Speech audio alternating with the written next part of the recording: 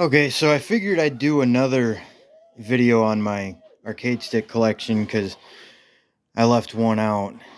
Oh, it appears as though I left another one out. I gotta go grab it. Okay, I'm back. Yeah, I had to pause the video and go do that, but yeah, I forgot this little guy. So, yeah, add that in there. Figure I'd just go through, explain each one of these kind of quick. I don't want this to be too long of a video. Also want to cover a little bit of my arcade machine back there, but alright, so this one I just did a video on. I don't know much about it. I think it's called a Spidal programmable stick. A really good PS1 arcade stick that comes stock with a Sanwa. And yeah, put a little bit of parts into it. A 6-pound spring and a 1mm oversized actuator. And then these red buttons were left over from the 8-bit dough when I took those out and I had them laying around. So threw those in there, had to do a bit of desoldering and stuff. Not exactly super easy to mod, but not too bad either. I think just about anybody with a little bit of soldering experience could probably do that one. This one's my main arcade stick. If you see my other videos, I've probably rebuilt this, I want to say 3 times. My oldest video, you'll see that it has pink buttons in it, where the tops of these originally came from. The second time I built it, it had these buttons, which these colors went really good with this artwork. But yeah, so anyways, I rebuilt this one to try to replicate my arcade machine wherever I'm at. I play my arcade machine when I'm at home, and then the fight sticks go with me either to the living room or somebody else's house, or wherever I'm going that I want my controls. So this is laid out exactly like my arcade machine. A Sanwa lever, bat top, 6-pound spring, 2mm oversized stainless steel actuator, square gate, and then hat buttons. Yeah, for some reason I like the hat buttons over the Sanwa buttons. I think the fact that they spring back so quick and I can really hammer them, and I don't, I like to rest my hands on the buttons when I'm playing and then hit them as I need them. And with Sanwa buttons, I accidentally activate them too often because they're so sensitive. These you really got to push, and I like that. And yeah, it's got the little button under there, the start button, so you don't accidentally hit it. This stick started out as a Xbox 360 stick, the Soul Calibur one. And yeah, I did a bunch of stuff to it. I ripped out all the guts, put in a Brook fighting board, the one you have to solder to, the little guy. And then got this custom plexiglass. I don't remember where I got this, but in the comments I was able to make it to where they didn't do the last 2 buttons or the big square Xbox panel. So I was able to get rid of all that stuff since I wasn't using it anyway, and I put in a new board. So I did have to add 2 extra buttons to the back, which, again, 2 more red buttons that came out of the 8-bit dough that was laying around. And yeah, I think that's pretty much it for this one. Oh, that Crate logo, I pulled off an old amplifier. So if you're familiar with Crate amps, you're familiar with this thing. So I just screwed that down into the front. Just drilled and tapped it and screwed it in there. And then, yeah, the Brooks stickers came with the little PCB board. Put that on there. Yeah, that's my main arcade stick because it feels identical to my arcade machine. So I use that for pretty much everything. Works PS3, PS4, PC, and then I have the little adapter to use it on the Nintendo Switch, which is the same thing I do with my arcade machine. I got a couple of these guys floating around. Yeah, I'm all about the Brook adapters. And then moving on to the 8-bit dough, the buttons in here were the ones I had in this when I built it the second time. And then pretty similar setup, 6-pound spring, 2mm oversized stainless steel actuator, square gate, and then my old Sanwa buttons. I would put hat buttons in there, but they're too long. They're really long. If you ever seen a hat button, what it looks like. And yeah, this case is not deep enough to do that. So yeah, it was a perfect spot for my Sanwa buttons that I pulled out of this. So yeah, and 8-bit does are pretty cool. They work on a lot of things and have Bluetooth connectivity and stuff like that. And then I used a Gundam marker and painted the inside all these edges red. Yeah, that's pretty much the 8-bit dome. And then moving on to the NES Advantage, I thought this was kind of cool. Did the same thing with the Gundam marker, painted the inside of all the notches red. And then what I thought was really cool is that the stock lever, the threads are the same exact size as Sanwa ball tops. So I put a red Sanwa ball top on the original stick to match the buttons and everything, and that turned out pretty cool. It's got a bit of a cool look on an old NES Advantage. The one thing I do want to mention though is that the original ball top that came off of this is actually a lot smaller. It's a small black one. So I've actually tried that on a few other sticks, just threaded it on there and gave it a shot. It's kind of interesting playing with a smaller size ball top. Yeah, other than that, not really much to say about this thing. It's your standard NES Advantage. Probably the controller that started my affection for arcade controls at home.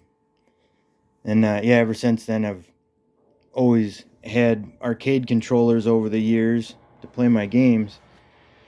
And then this little guy, these things are pretty cheap. These come from New Wave Toys. I'm pretty sure it's called New Wave Toys. But yeah, these are like the world's smallest arcade stick, and if you listen, little micro switches under every little button. I haven't really tested it out too much. I don't know what all it runs on. You got to plug it in with one of them old school style. I don't know what the heck you call those. Yeah, old cell phones have that port. I can't stand those. I like the Type C better, but yeah, it's got one of those. But yeah, I thought it was so cool. It's actually got little micro switches in there, and a good 6-button layout, which I'm a fan of the 6, especially the Noir over the Vuelix, because they have the angle to them. This PS1 stick that I don't know much about, this has the Vuelix layout. So does the 8-bit dough. And for people that don't know the difference is the Vuelix layout, basically the two first buttons are down at an angle, creating somewhat of a curve, and then the last buttons go straight across. That's the Vuelix layout. The Noir layout, if I had the last two buttons here, you'd see it goes into a continuous arc. And yeah, that's pretty much the only difference. And usually the lever is further away from the buttons. I don't like the lever right up on the buttons. I like a bit of a gap there. And then I guess that brings me over to the arcade machine, because I made the gap even further than a normal Noir layout. So I was able to trace the Noir layout for the buttons and make that perfect. But then I went even further away with the stick, so that way your hands aren't as close together. So yeah, and then with this one, just like my main fight stick or arcade stick, whatever you want to call them, because I play this so much, this has become my normal. I had to make that arcade stick so that way I have this feel on the go. But yeah, the 2mm stainless steel actuator, 6-pound spring bat top, and it has the look of an American setup, but secretly it's got the accuracy of a Sanwa. And then I got my hat buttons, and yeah, and on this thing I'm running Fightcade. I'm on my PC. You see my PC over there. And yeah, so quarter button. start. Yeah, Real Bout 2. I play a lot of that on Fightcade. That's my favorite. But yeah, I built this thing a couple years ago now, and I've rebuilt it I don't know how many times with different buttons and sticks. And I used to have the IL Euro sticks in there. Those are supposed to be like the best old school American hap style levers. But even those, I'm like, Sanwa's still better. Being a guy that actually grew up in the arcades back in the day, you know, I guess I was used to them and okay with them back then, but having tried a Sanwa and been playing those for so long, going back to American levers is just, oh man, it's not good. The accuracy is terrible on American levers. It's got to be Sanwa.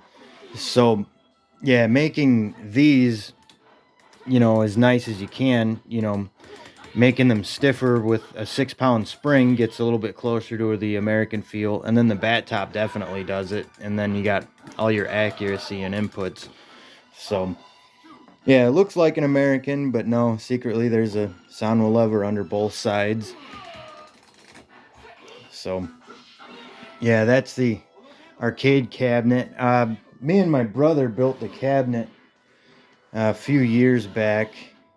Just got some 3/4 inch MDF board, some routers to put the T-molding in and knock that in, and painted it and put an old flat screen TV in there, mounted that in there. I built a marquee. The control panels, I wired that up into those little square Brook fighting boards that you have to solder to. Basically, the exact same thing as this controller. So essentially, my arcade machine is two of those. You got one for player one, one for player two, and then you just have your little USB adapter you plug into your computer or PS3, and then I got my adapters to adapt it to a Switch. And then if you want to plug the system into the TV, it's just regular HDMI cable. And then for sound, since the speakers on the TV are buried inside, I use this old stereo receiver with some, what were these things? Bose? Some Bose speakers. Just a pair of these guys. Yeah, so I just use two Bose speakers, and yeah, so that's pretty much everything as far as arcade stuff goes, and my fight sticks and everything. I'm still planning on upgrading that PS1 a bit further. I mean, I had those leftover 8-bit dough buttons, which aren't real Sanwas, but they work a lot better than the ones that were in there did. And I kind of want to do some type of color thing with it. I'm thinking yellow. I'm still on the fence about it. Still on the fence about changing the colors on this one, because I almost kind of want to go with some pink, kind of like the way it was. Because I do miss the way it looked when it had these buttons on there.